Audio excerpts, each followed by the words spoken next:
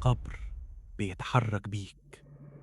تخيل محبوس في سجن ما فيهوش باب أصلا تخبط عليه.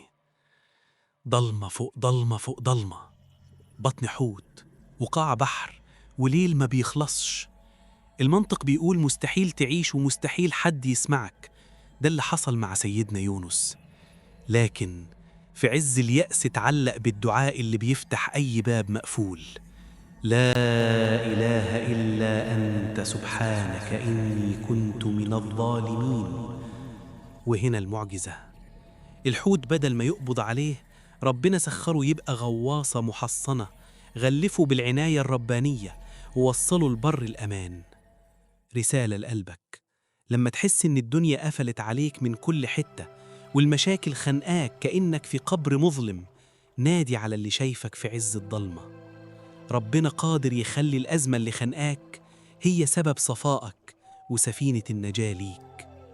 أنا قبلة، وهنا بنرجع للأصل.